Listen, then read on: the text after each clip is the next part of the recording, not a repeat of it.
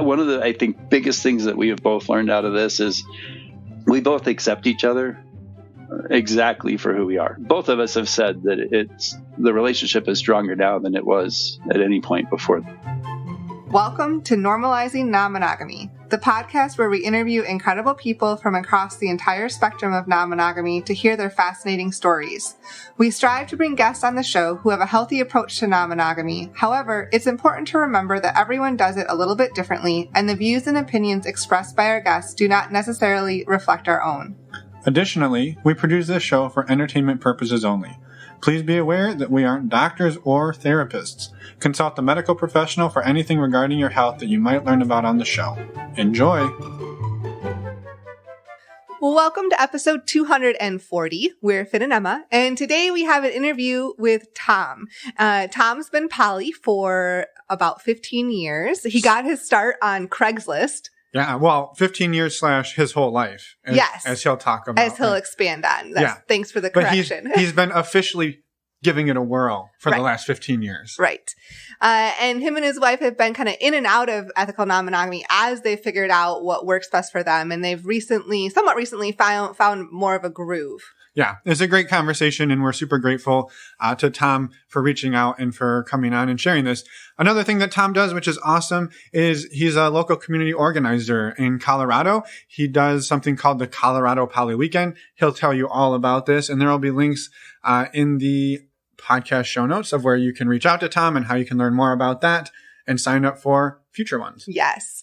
To find the podcast show notes, go to our website, normalizingnonmonogamy.com, and then click on the podcast tab. There you can find podcast show notes for every single episode, including pictures of our guests and links to all of the resources that our guests mention.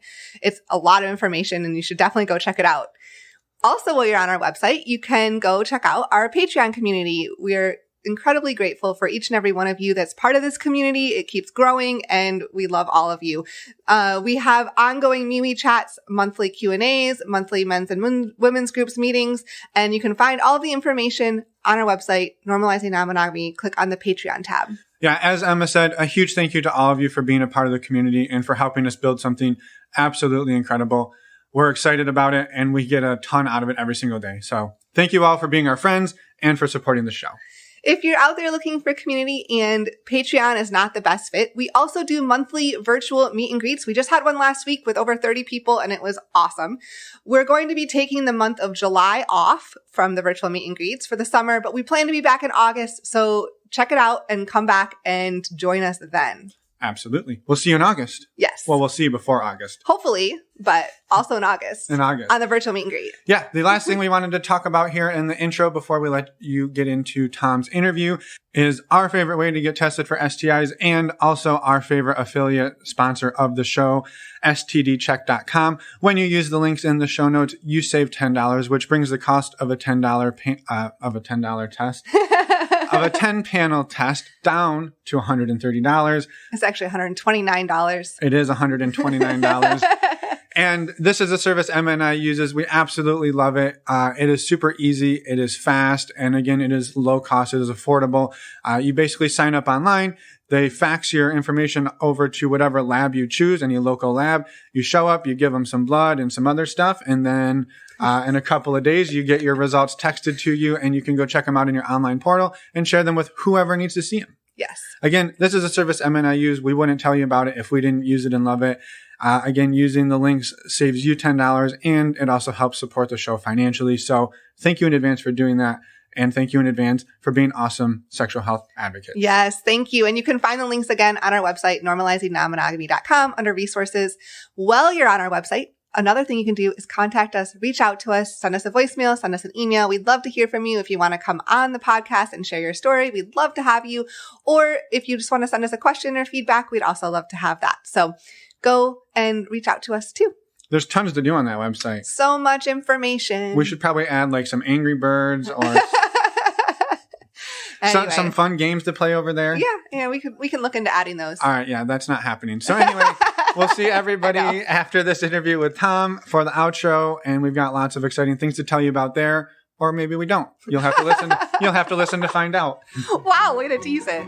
Yeah, let's go talk to Tom. Well, welcome to the podcast, Tom. We're so excited to talk to you today. So thanks for being here. Yeah, it's good to be here. Looking forward to it. Yeah. Do you mind introducing yourselves for us and for the listeners? Because we've been talking to you for about 6 minutes and we don't know anything about you. So welcome. Sure. My name's Tom Satter. I am been poly for about 15 years. And well, okay, I've been poly my whole life. I figured out I was poly about 15 years ago. Yeah, I run a thing called the Colorado Poly Weekend. It's like a once or twice a year thing right now. And I'm pretty active in the poly community here in the Denver area. And that very busy life and happy. Yeah. Awesome. Well, we'll circle back and get all the gooey details on the Poly Weekend. Okay. But I'm curious, you said, well, you've been poly forever and you just realized it 15 years ago or so. So take us back. Take us back to forever and then take us back to 15 years ago and what happened then that made it a reality for you. Yeah. So, it's one of those things where you go back in life and you look at it and you're like, wow, I'm pretty sure that when I was little, I was poly for sure. I mean, I definitely, the friendships I had and the connections I had, lots of really close emotional connections with both boys and girls at that point in life. It's like, oh, but then I was raised in a very religious household. My dad was a pastor, and, growing up, it was always just, especially getting to dating age, it's like, you're going to marry one person. You're going to date one person. You're going to marry one person. You're not going to have sex till you get married. And then you stay married forever till one of you dies, and then you can do something else. And, it definitely went right down that path. It was like raised very religiously. And it's like, and we weren't a fundamentalist religion, which I'm thankful for, but, it's still very much on the, the relationship escalator going right up it. And, got out of high school and went into college and met my now wife in college, and we got married right out of college. It's like just the normal progression, and bought a house, and, we're working, and eventually had kids. And, it was about 2 or 3 or 4 or 5 years where after the kids were born, when I figured out that I was poly. It was a many year journey to get to that point, because, throughout the marriage, we'd been married, I don't know, 10 years or so before we had kids. And a number of times in that time, forming a close emotional relationship with usually another woman, for different circumstances. One was, working on my master's degree and having somebody, we weren't working on a project together, but we were both working on our thesis projects, and we would just meet at a coffee shop every week so that we would actually work on it. And so doing that for 6 months, it's like getting very close. And it's funny, all the things you learn after you're poly. I guess not being poly, I eventually may have learned these things too, but like learning the term demisexual and understanding that, like, I do not usually experience sexual attraction to people at all.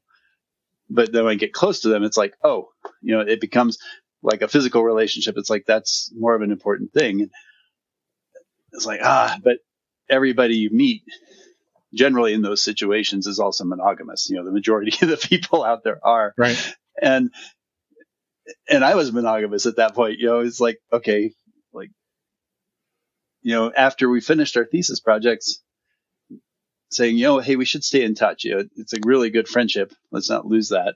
And at that point, it was just a really close friendship. So we scheduled to go out after work one day, and she's like, this feels too much like a date. We can't do that. It's like, okay. And, you lose the whole relationship. It's kind of like, there isn't like a weird middle ground typically for having a partner who's really close emotionally. In the monogamy world, it doesn't typically work like that. So we, that broke up. There were a couple of other ones like that. And after like 3 times, I was like, this really stinks. I don't like it. Yeah. And I think it's that idea that if you get close emotionally with somebody, and it's somebody of the same gender as you, it's easy to be like, oh, we're just really close friends. Yes. But if that happens and you are now opposite gendered or not the same gender, then like all of a sudden it's risky, it's scary. Oh, now we're dating, now we could fall in love. And there's a whole element that comes along with that. And then I just wanted to also comment on your demisexual piece of like, that is a very interesting, I hadn't really thought about it like this, but the idea that like, you don't really know the attraction is there until you get to know the person. And then you're almost sort of in too deep in a way, right? Yeah. It was weird. And it was like, okay. And so, yeah. Well, it's funny is, so at this point, like we have 2 kids. We've been married for 17 years at this point. And it's like, okay, so I talked to my wife. I'm like, I want to be able to form a relationship with somebody and not have, and have it be allowed to go past the point of being emotionally close, be able to have a physically close relationship too. And it surprised me because she said yes. And I wasn't anticipating that. But then I didn't have any idea what to do. I didn't know the word polyamory at that point. This was, like late 90s, early 2000s. And it was kind of like, okay, so I posted an ad on Craigslist, in their personal section at that point. And I'm like, hey, this is what I'm looking for. I'm not leaving my partner. I love my relationship with them. I'm looking for other friends. And part of this was drawn out of the first 3 people I had met were all people who were monogamous. I mean, it's like, I don't want to spend the time to get emotionally close to somebody and then find out after the fact that, okay, that's not going anywhere. Right. So I just like, okay, I'm just going to look for people who are like me. But I didn't use the word polyamory because I didn't know it then. So I was like, okay.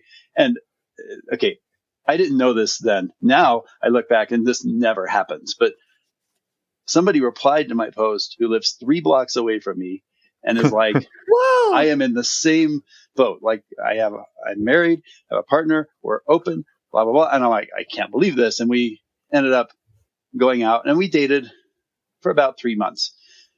And in those 3 months, we got closer and closer. And it was actually a pretty good relationship. It was working out great. And it was starting to actually get to the physical side. Like we'd gone out quite a number of times. We both were going pretty slowly. And we got to a point where it's like just starting to get physical.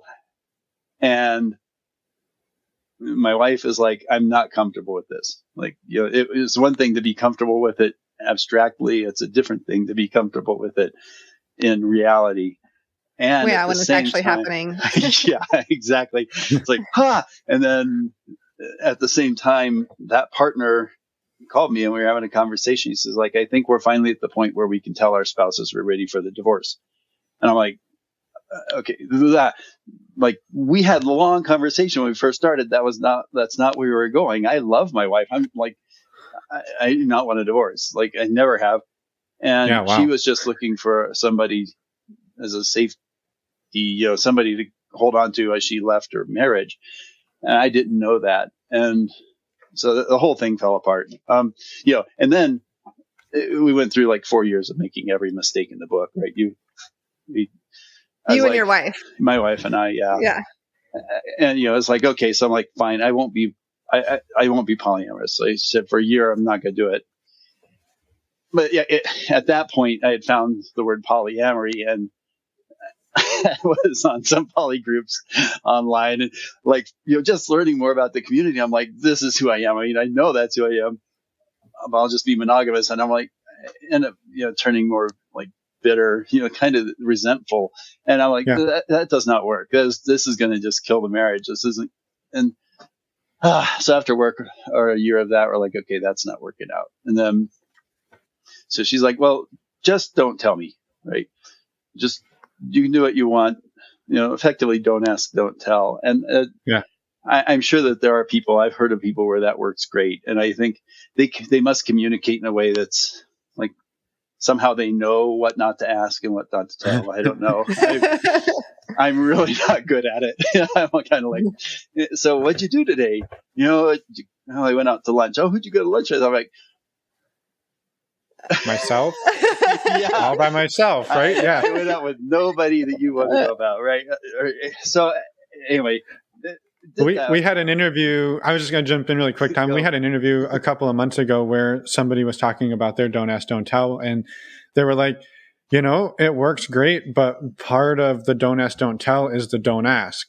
And what's a problem is my wife and we love to share what we're doing in our lives. And so I would come home from being out and she'd be like, how was your day? What was going on? How are you? What happened? And then I have to start lying over and over and over again to protect my partner instead of that doesn't work. And that doesn't work either. And so it forces you into a lying situation that really doesn't work. Yeah, very much. Yeah, it was a rough year. And also that was a point where I wasn't on dating sites yet. I was on, I think, Adult Friend Finder because that was like discreet. But the people I tended to meet there are people who are cheating on their spouses. That was ethically difficult. I wasn't looking for that. And at that point, I was getting to know more about polyamory. And I was like, that's really, I think, the way I need to go. And then, we went forward. We basically stopped doing that. It stopped. I actually had a partner I met on Adult Friend Finder. We ended up having sex. It was great. And it also wasn't great. It was like, after that, it was kind of like, I realized I'm not going to be able to do this. I'm like, it just feels like lying all the time to me. So, thankfully that one wasn't a relationship that was, she was cheating on her husband. That wasn't one that was probably going to last anyway. So that relationship ended. And then basically the next year was really rough. I mean, it was just trying to work through, it's like unpacking all the monogamy. It's like, especially in, if you follow the relationship escalator and your lives just get intertwined, a lot of it is really just trying to separate two lives back out so that you're autonomous. And, thankfully, my wife and I are both very autonomous people. We like to do things together. Our lives are entwined in that we're nesting partners. But even that, all your friends are the same. It's just difficult. And so we started doing that, and we eventually separated. We had 2 small children at that point, and separated. And we're like, okay, I lived in the house, but I was living in the basement in my room, and she had her own room upstairs. And we did that for about 4 months until we finally came to the realization that ultimately what you have to figure out is I'm going to be polyamorous. I know that. At that point, I was pretty clear that that's who I was. I'm a polyamorous person. And it's, do we want to be in a new relationship where I'm poly and she's either monogamous or poly? She can decide. Or do we want to not be in that relationship? Right. But effectively, the monogamous relationship we had originally is over. Right. And it's like trying to come to terms with that and understand that you can't move forward with the original relationship the way it was. It took a lot of time to like let that go and grieve it. It's kind of like I was gonna say there's a grieving process there because your relationship has fundamentally changed. Exactly. And it's like, okay, so we did. And then you get to the point of that when, okay, that one's finally, you're getting better with that being done. How do we want to go forward? Right. And then you get a little bit more of a clean slate. Okay. Do we want to go forward? And we more or less sat down and said, okay, we think we'd like to stay together. We still love each other. We still, the things that we do together, we like. How do we make that work? Right. And so we did. And that was about 14 years, somewhere around there ago. Yeah. Then since then I've been poly. And I got on OkCupid and was on PolyMatchmaker years ago when it was a thing. In fact, I'll talk about that a little later. The PolyMatchmaker community was a big deal because at that point it was the only active forums. There weren't. Sure. There weren't the Facebook or Yahoo groups yet. So I was on those poly groups. I'm like, okay. And I started dating people on OkCupid, and I realized how incredibly rare it is to find anybody local to me who's not monogamous. Right. I'm like, Yeah. and to find somebody who actually was a decent match, too. I mean, I must have gone on 50 first dates, with people who are like, yeah, some of them are still friends, we're like, but we're not going to date, right? Or they live 30 miles away, or they live, across the country. That's not uncommon. It's also funny to look back and realize how nervous I was, those first dates. And now it's like no big deal. It's like, whatever. You really get used to it. Yeah. I have a question going back to the original conversation you and your wife had about, like, where you felt like you could go on to the and make the post, and you met the person that was 3 blocks away. Like, the conversations that you two had that got you to that point, where when you were talking about that, was the conversation like, I'm interested in meeting other, like, potential sexual and romantic partners, and I want to do this with you? Like, was she in the boat of like, I want to do it too? Or was it like, well, go ahead, Tom, but like, I don't know, like, because that's a big leap to just like bring to a monogamous marriage after 10 plus 15 years or so. It was. And all of a sudden you want to like go and maybe date other people. So like, what did that transition look like? Even though it sounds like you tried it, it was a dumpster fire, you put the fire out, you moved to the basement, you moved back, you redid, you started to get it on the right track. But that initial, jump off the platform. It wasn't great. It wasn't, I didn't have anywhere near the communication skills that I've learned since then. Yeah, that's one thing I'd say being in the polyamory community has been wonderful for, is that it's kind of like a master's course in communication and just learning about yourself too, introspection. Back then I didn't know the words. What I was like is like, I know I form emotional connections with people.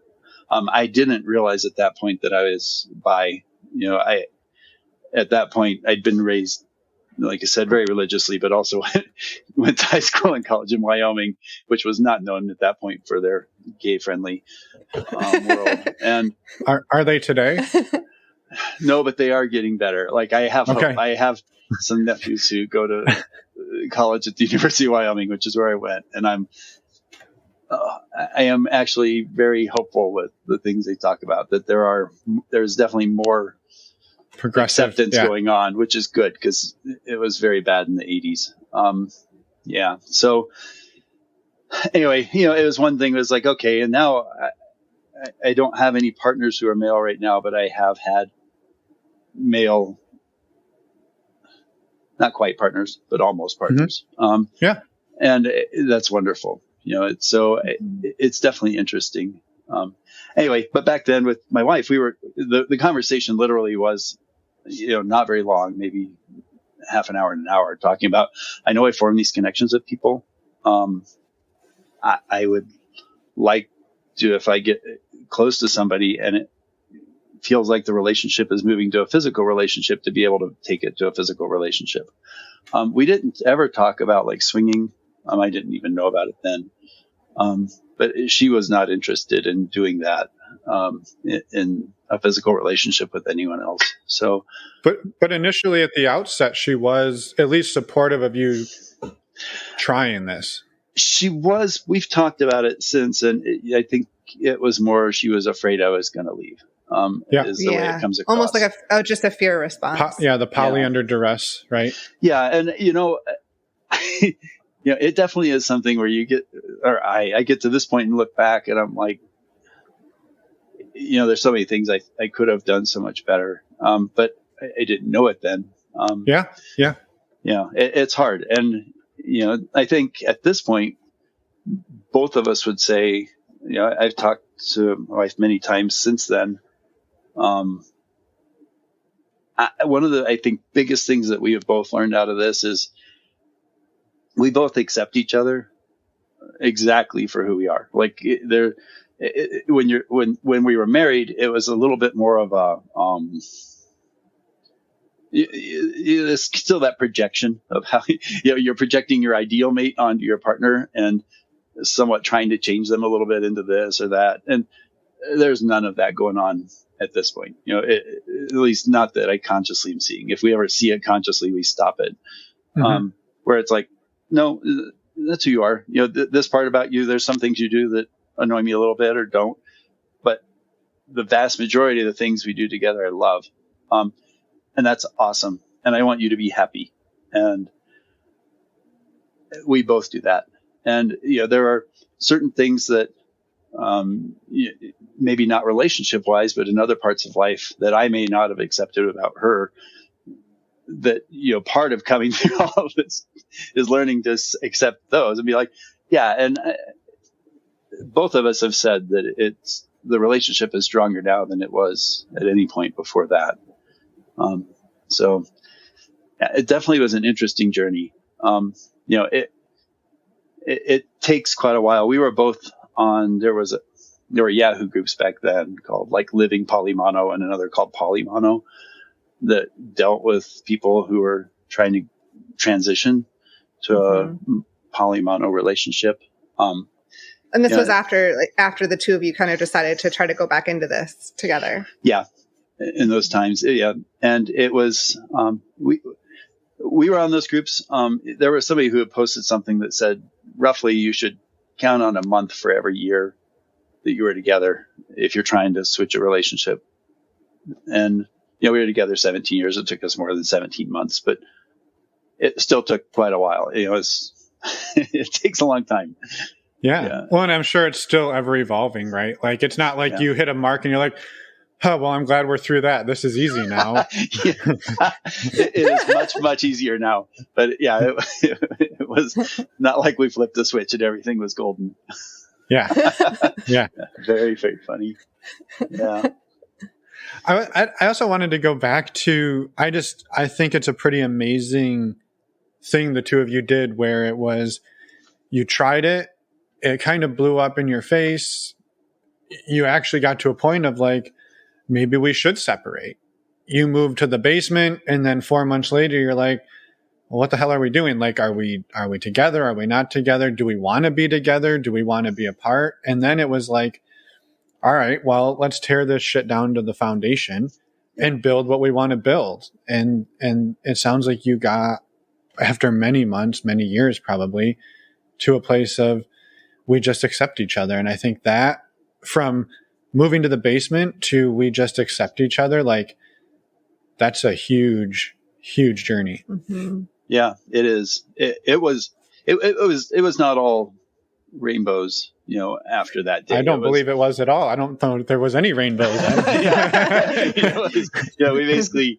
decided, okay, we're staying together. But then the first time I had an actual partner that was a real partner, and a real poly partner, it was definitely trying for a while. It's like we were going through the growth spurts of how do you, and part of, okay, I don't know how many people you'll have in poly world who will tell you this, but it's like, there's always the question of, do you tell the kids or not? And I told the kids right away, because I'm like, if I have a partner who's my first partner who was more than like a couple months, was a long distance partner. And so when she would come out, she would stay either in a hotel, but my kids would see her. It's not like she's invisible, right? And so we told them right away, because they're like, just so you know, I have other partners. They're here. That's what's going on. We're all good with this. And do you mind me asking how old your kids were at that point, approximately? At that point, my daughter was probably 8-ish, 7 in that area. And my son was probably 2 or 3. Okay. So pretty young. Yeah. So for my son, he grew up with it being something that he's known his whole life. My daughter still remembers before that. And she also was more aware during the times when we were like growing into it. I don't know if that makes sense, but she's more like, there were definitely times when I would go out on a date where my wife would stay home and she would be upset about it. And my daughter remembers those times. We've talked about it since then. She's just graduating from college now. So, it's something I think that was a little hard for her. The other thing that was difficult was, and at that age, you don't know your kids' friends' parents. That I knew them well in that I saw them a lot, but I didn't know them well in that I knew them that well. I knew their names were, Joe's mom, right? Yep. And it is awkward. I did run into one of them out at the restaurant one time when I was with a different partner, and she basically saw me, made eye contact, then ducked her head and left the restaurant, and would not talk to me about it again. And I definitely got vibes from people in that group that, oh, you're cheating on your wife, but I mean, it took a little while, but by that point I was out as poly. I am 100% out on Facebook. Everybody who asks me about it, I'll tell them. I'm not going around evangelizing it. Yeah. It's not like you have to do a lot of asking in order for me to let you know. And if I run into people in general, if they talk to me, I'll be like, oh, this is my partner so-and-so. We're in an open relationship, fine. That was also a little tricky because, my wife and I weren't at the same point as far as how out we wanted to be. Especially when the kids were in school, she was more wanting to make it so she wasn't out. That's really hard when one of us is. It took me a little while to get to the point where I was fully out. But by the time we'd had that interaction, I think my daughter was in middle school or high school at that point.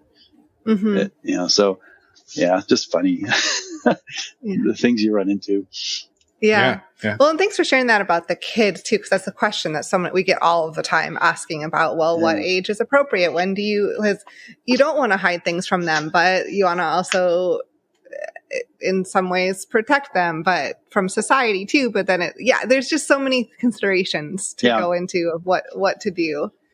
Yeah, it's always tricky. I don't think the kids haven't done badly by it. We've, over the years, we've moved more towards a kitchen table poly model. And I now have a partner who's local, who I've been with for a little over 8 years. And she also has kids about our kids' age. Their kids, our kids, they get along, but it's not like close friends. But, we regularly get together. We'd go to the water park together as families. And they're pretty close. My wife and my partner do things together. They do some friendly things together. They do some work together because they run a business that they kind of work together in, which is definitely interesting. So it's interesting. Life has taken a different turn than I kind of anticipated it would, but I'm really liking it. So, Well, and I think it's interesting too, like that, you kind of talked about, right? In those early years, you going out on a date is probably way harder than you going out on a date today. Yeah. And that was sort of what your daughter was probably picking up on, like dad went out on a date, or dad went out, even if she didn't know where you went, and her mom is having a hard time with it. And so, like, how do you explain that within the confines of, like, no, he's not doing anything wrong, but it is still hard. Like, there's that line of, like, no, he's not wrong, but I'm still struggling. I'm still working through this. And, like, that's a hard concept even as an adult to process. And so as a 10-year-old or an 8-year-old, like, yeah, that's challenging. Yeah. It's pretty wild. It's like everything else. It's kind of like you go through it and then you do it. And the more you do it, the things that seemed scary become less scary. And that's been true for both me and my partners and my wife. I think all the things that we thought were really hard in the moment, but now, it's like, oh, okay, whatever. It's not a big deal now. And that was in no way a negative on your wife. Like, well, if only she had been able to, like, handle it.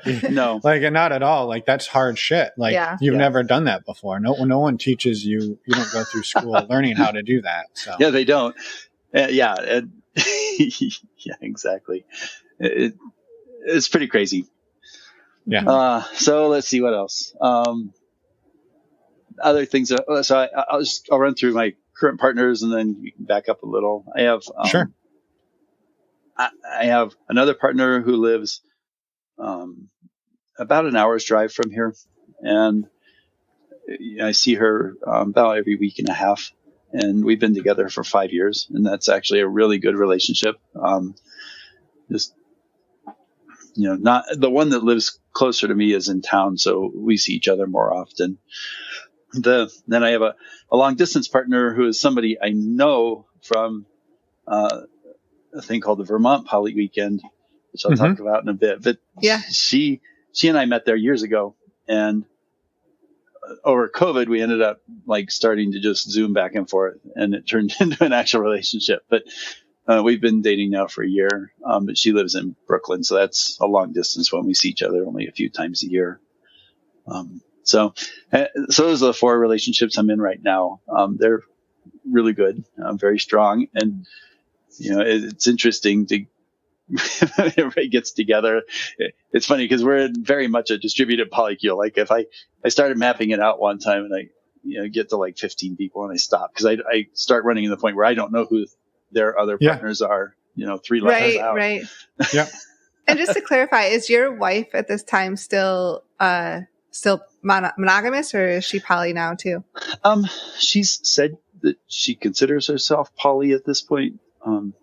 It's her story to tell, but I don't, she's not seeing anybody right now. Yeah. That would be awesome. If she wanted to. It's awesome if she doesn't. It's not my place to tell her what relationships to have. Yeah. My other partners all have other partners. So yeah, I don't know. Maybe she will someday, maybe not. Yeah. We'll see. Yeah. Right. Yeah. Yeah. Strange. I guess, can you touch on telling the kids and everything, but how has the journey gone the last, I guess I'm going to estimate like 10 years to get to where you're at now, of things have been much easier? Like, are there pieces of that journey that stand out to you that would be important to share? Or so a lot of it was a lot of it was just straight up consistency, and trust. It's like I said this all the time when I first started going down the polyamory path. I would tell my wife, I love you. I have no intention of leaving this relationship. But I think that's such a trope that, everybody says that. and then they leave. And then I honestly think a lot of it is just being very consistent with, I've now, I have 4 partners right now total. I've had other partners come and go over the years. I'm not leaving. Right. And this, the other thing that's really funny is learning about things, I would now consider myself solo poly, but I'm in a nesting relationship, and I was in a nesting relationship before I even knew that was a word. Right. Or an option. So it's kind of like, okay, when I look at it, one of my dreams would be like buy a trailer, go and just drive around the country and spend a week with this person and 2 months with that person, and just end up with different people. And I still eventually think I'll move that way. We have another project that's going on right now that's kind of interfering with that, but I didn't know that. Getting into it, right. It's kind of, I don't know. I forgot. Sorry, you can do what you want with this, but I don't remember what the original question was. I'm sorry. Yeah, it was sort of like along the line, just like what have you learned throughout the last 10 years that has helped you and your wife get to a place of this is a little bit easier. The consistency. That's where we were. Yeah. So it's consistency and saying I'll be here, and I may not be here physically all the time, and that part I understand has changed. but emotionally and supportive wise and everything else, I'm here. And, and I hope my partners all think that, I think they do. They know they're all loved. I know that, so, it was an interesting journey, even that part. A lot of it was just getting to know the community more. It's hard when you very first start out down the non-monogamy path and not knowing people. There's a very active group in Boulder called the Boulder Poly Meetup that I've been at various levels of involvement with over the years. But they meet every single Monday for a discussion group and then social time afterward. And the person who runs it has been running it every single Monday for like 12 years, I think, 11 or 12 years at this point, which is amazing. And they now do one on Thursdays with a virtual one on Thursdays because during Zoom it was all virtual and some people really liked the virtual version. But that community, I've ended up with, a number of friends in that community, which is nice. And so is my wife. She's gone to that and, has met many people from there. And my other partners, my other partner is very active in the Denver Metro Poly group. And so she's involved with that. It's been really good. I think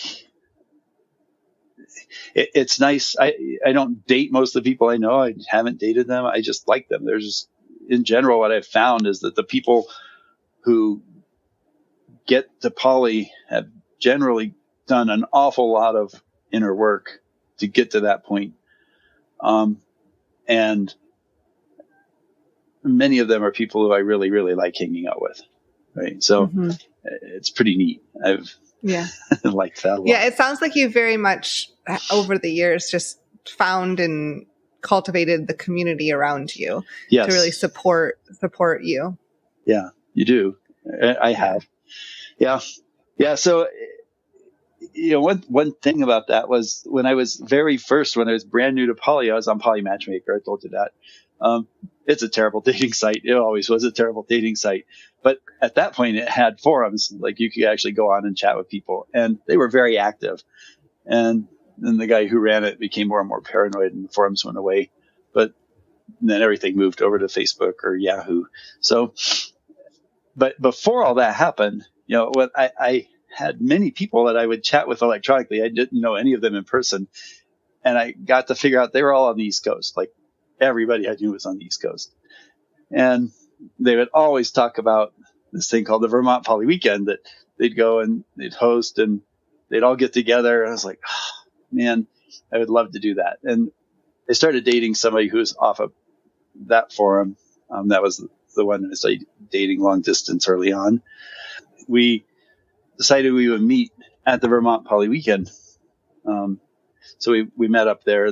We met in Chicago once before that, just so we could have some alone time and see if it was something we wanted to move forward with as a relationship. But then, and just I'm going to interrupt you for 1 second for context about how long ago was this that this happened?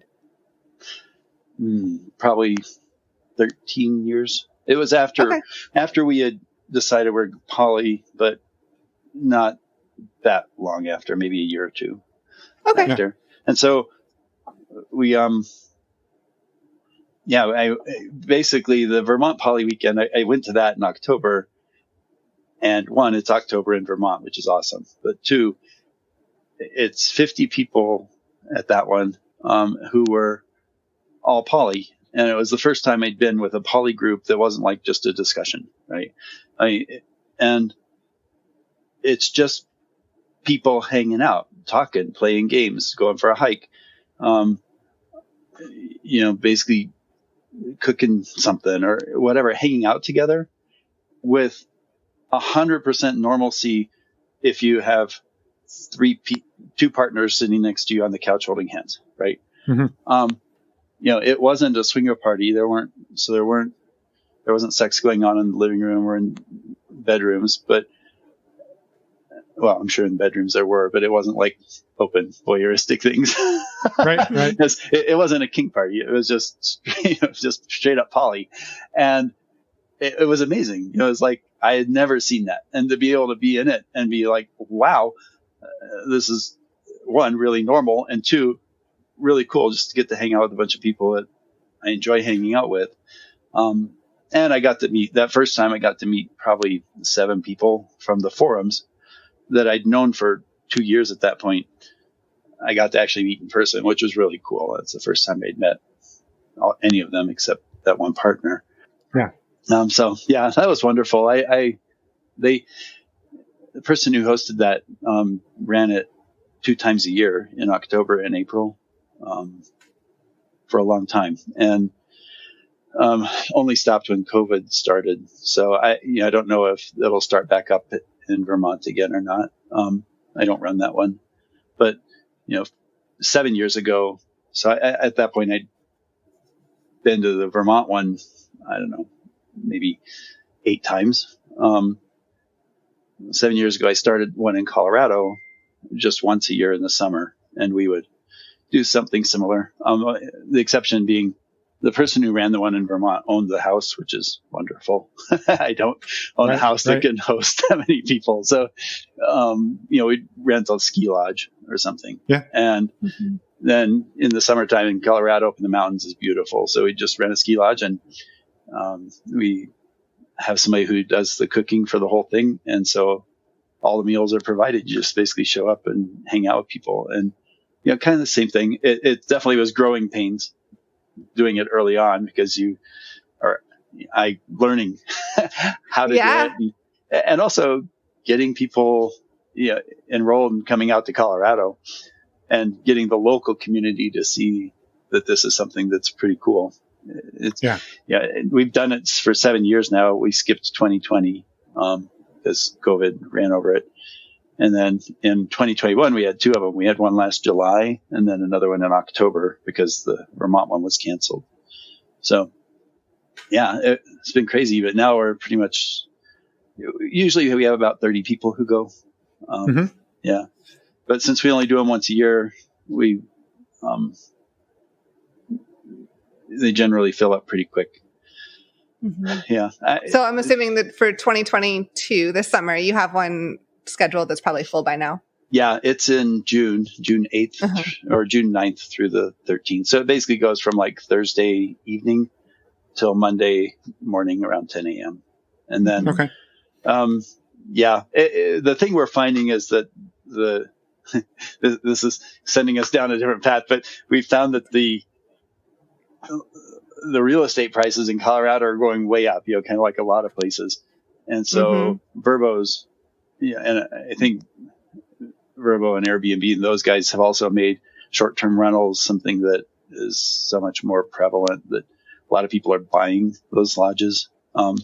So the price of it is going up quite a bit, to the point where we basically last year bought a piece of property up in the mountains and are currently in the process of trying to build a house that's big enough to host. But that won't be ready for at least 2 years, maybe more. Yeah. So it's exciting though. It is. I'm very, very excited about it.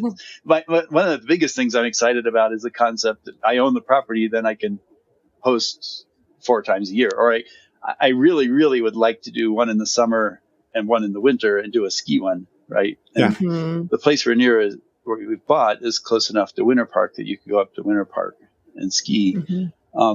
But the lodge prices have always been prohibitive. The winter season is, the expensive season here. So we've never done a winter one, but I'm looking forward to eventually being able to do that. So it'll be very exciting. Yeah, cool. That's amazing. Yeah. I'd love to go back. So a few things like I keep thinking about are like, you talked about sort of discovering or realizing the bisexual side, your bisexual side, or that you are bisexual is probably the right way to say that. I'm sorry. Yeah. Realizing that you're bisexual, like where along that journey did that happen? And then are there other things throughout this poly adventure that you've learned about yourself that are sort of like new revelations that you think have been born out of this? That's a good question. I I think that the bisexual, pansexual part was probably the realizations were there probably 10 years ago or so. It was only after I started having other partners. I mean, I wouldn't put myself as like a 3 on the Kinsey scale. I'm probably more like a 2. I'm not, but I wouldn't call it, what do they call it? There's one that's just barely past heterosexual and a little further than that. But it's basically my view is I'm attracted to men, but I am not attracted to masculinity, like that kind of hypermasculinity. Sure. Is a big turnoff to me. So there are definitely effeminate men that I really think are amazing, and I joined the Denver Gay Men's Chorus before COVID, so it must have been 2019, and sang with them for a year, and that was amazing. I mean, I just loved it. And they're a little bit overachievers in the choral singing world. I did not have the time to keep doing it. I was like, I did it for a year, and I'm like, it was like every waking moment for me to like keep up with all the stuff to memorize and stuff. But it was still a wonderful experience. And they're, just being with that many gay men and just getting to hang out. It basically, it was a way to verify, is this something I think is true for me or not? And it definitely was, it's like, I don't know. It was a good memory. I like them. Yeah. Other growth areas, it's been a very good way to learn more about acceptance. And the whole community, it's like getting to know many trans friends. I'm sure I had trans friends before who probably weren't out, but now everybody is out. I know people who are trans who are on every bit of the LGBTQIA spectrum, which is awesome. And there's also a fair amount of overlap with the kink community. So getting to see that too is fun. It's definitely interesting, like how many Venn diagram circles there are that intersect in this community, and getting to know them. For sure. Yeah. As you mentioned earlier that you are out on Facebook and, you told your kids, but how did that journey go with telling family and friends in general? So the Vermont one happens in early October, which is around my birthday. And so I've spent my birthday at the Vermont Poly weekend many times. The way I came out to my mom was she called me on my birthday to say happy birthday. And we're talking on the phone and she's like, "What's that noise?"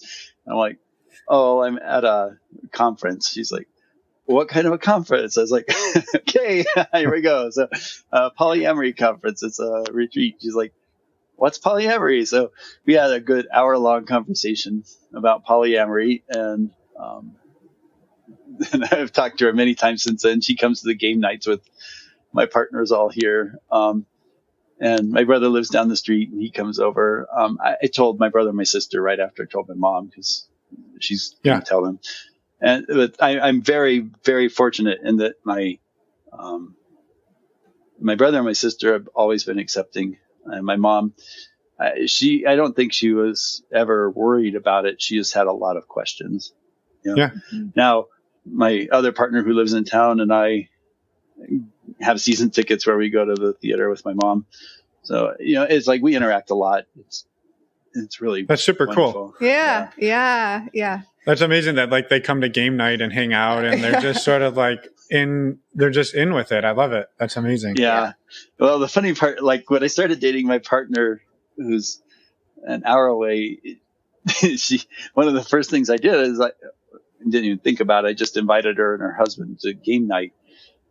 And for me, it's just game night. It's like a bunch of people not all partners. It's just friends and partners and family. Mm-hmm. Hanging out. Yeah. And she shows up and it's like, we'd been dating, I don't know, 3 months, 6 months at that point. And she's like, "There's my mom. There's my brother. There's my other partners." It's like meet everybody all at once. She's like, "That was kind of a lot. You might want to rethink that strategy a little bit." Yeah, it was funny. It was just, I didn't think about it from that perspective, but she was right. But now it's fine. Mm-hmm. Mm-hmm. Yeah. Yeah. I don't know. The community part is very important. It's neat to have so many accepting people in life. Yeah. You had said your dad was a pastor, and I think it's interesting. I was like thinking back, like there's probably been a dozen or at least half a dozen people who have been like, my dad was, my mom and dad were. So like, I'm just curious, like how have you been able to tell him about that? No, because he died of a heart attack in 1999. So I'm sorry to hear that. Yeah. Well, it was rough back then. I guess now, it's been many years. So, so he died before I even knew I was poly. Sure. Honestly, I think he would have been okay. He was, it would have been, I think, challenging in some ways, but,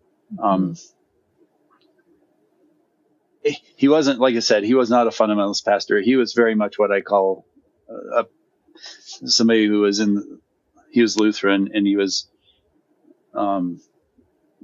very much believed in like Jesus's teachings, and he was much more in the realm of you accept people, you love them, you feed the poor, you like that type of Christian, which I'm a little sad. Seems like a lot of the world has moved away from, and I've moved away from Christianity in general. Like I now an atheist, and I think that would have hurt him more honestly than the polyamory. So it's an interesting journey. I think he would have accepted where we're at, but who knows? You can't. It's hard to tell. Yeah, exactly. Well, thank you for sharing that. I appreciate it. Yeah, no problem. We've covered a lot of ground in the last hour. Do you have anything else that you wanted to share or get out there? I don't have anything. I had written a list of things I was trying to remember to talk about. The only one I would say, it's not related to me personally, other than one thing I've learned, which is one thing I see a lot when I'm on poly groups, on discussion groups, is there's always people who are up there being like, I've been on dating sites for 2 weeks and I haven't found a single person. Yeah. And I'm like, one thing it has definitely taught me is you have to learn patience. You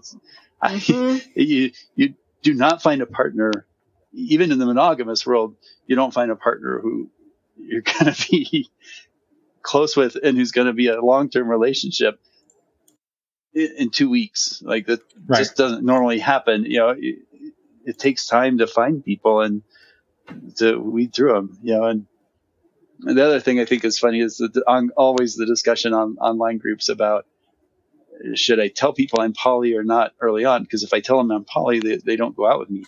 Like, you don't want them to go out with you. The whole point of a dating profile is like to filter all the ones out who are going to find out about that later and be mad at you.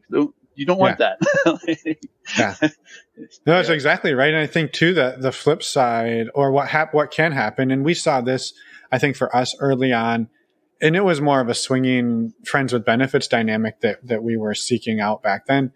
But we would see the scarcity mindset of like, oh, well, it took me 3 months to get the first date. Yeah. And then you're like, well, I better make it work because I'm not going to wait around for another 3 months. So then you're like trying to like force a square peg into a round hole, and beating your head against the wall because it wasn't a good match. You're not a good fit, but like, I don't want to go back on the dating app. So we'll just suffer here for eternity. Exactly. Yeah. It's very funny. Anyway, it's really interesting. Being on poly discussion group, for example, on Facebook, and going, oh yeah, okay. Same questions come up over and over. But anyway, that was the only one I had on my list that was ones we haven't talked about. Awesome. Yeah. That's a really good point. It's just important to remember patience. So well, I'm glad you brought a list to the party. We didn't come with anything. We just showed up. That's funny. The other thing I would say is that if people are interested in the Colorado Poly Weekend, we have a site. you can put it in the show notes. It's just Yeah. If you Google Colorado Poly Weekend, it pops up. It's just coloradopolyweekend.org. So Perfect. If people would like to be notified of when the next when we get the house rented and know when it's coming, if they join the site, we basically email everybody who's a member of the site whenever we set up a new one. So that's the easiest way. Awesome. Yeah. Thanks for adding that too. And links will be in the show notes, and we're excited to send people your way. So cool.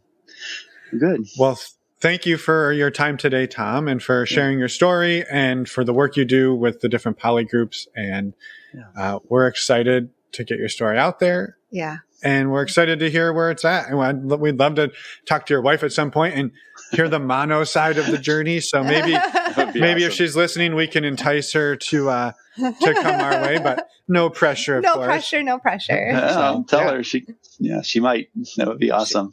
I love your podcast. I love listening to it, and just really happy for all the work you guys do too. Thank you. Awesome. Thank you so much. Yeah, thank you. And have a wonderful Colorado afternoon. I will. Thank you. And we're back. A huge thank you to Tom for coming on this podcast and sharing your story, and for the work you do in the community. We're so excited to get this out there. Yes. And one thing we wanted to mention as well that we forgot, we talk about an episode with Norm around Don't Ask, Don't Tell policies. That is episode 187. Links will be in the show notes. You learned about that in the intro. Yes. Obviously.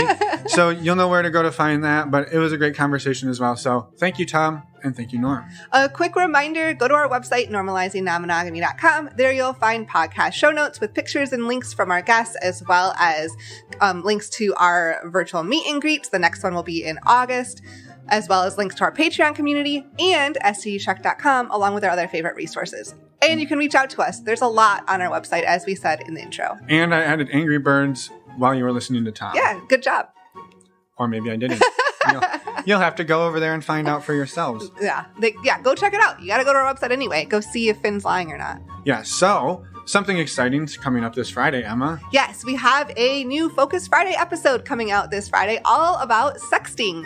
Yeah, it's fun. I've been really honing my sexting skills the last year and a half, so I think I maybe taught Bex a few things. That's who's coming on to the show to talk about it. Bex Caputo. Yes. Awesome sex educator, kink educator, all around badass. And he's actually coming back on the show in a couple of weeks to share his personal story. But we're getting the sexting episode out there quick so you can spend your summer getting hot and bothered on your phone. Yeah, I'd like to think he taught us a lot, but we also taught him some things too. I don't really know if we did. I don't know. But he definitely taught us a lot, and he's going to teach you a lot. So thank you, Bex. We're super excited to get this out there. We'll see all of you on Friday.